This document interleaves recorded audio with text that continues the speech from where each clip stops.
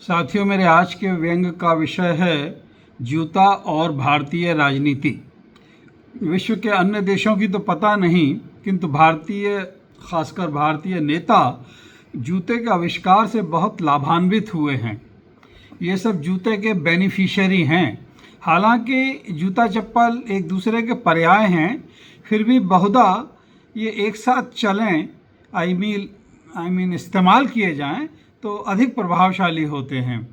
जैसे कहते हैं ना, फला सभा में जूते चप्पल चले, जूतों में दाल बांटना, बाप का जूता बेटे के आ जाए तो कैसे बिहेव करना चाहिए, जूता चुराई की रस्म, जिसका जूता उसका सर, जूतों की माला, जूती जूत बजाए, मेरा जूता है जापानी।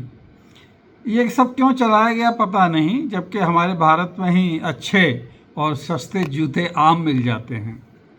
जापान जाने की क्या ज़रूरत है उसके लिए।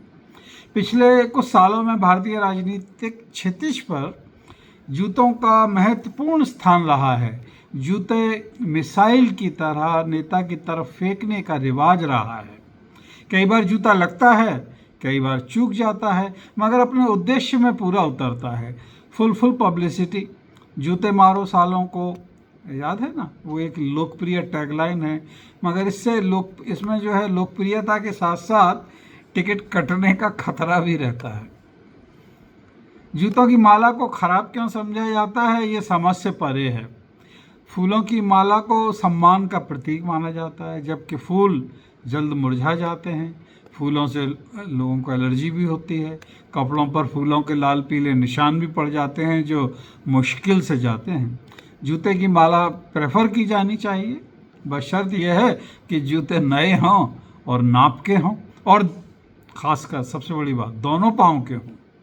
भाई, नोटों की माला लोग बाग खासकर दहेज वाले दूल्हे पहनते ही हैं और खूब इठलाते, बल खाते, फ़ोटो भी खिंचाते हैं। दुल्हन को क्यों नहीं नोटों की माला पहनाई जाती?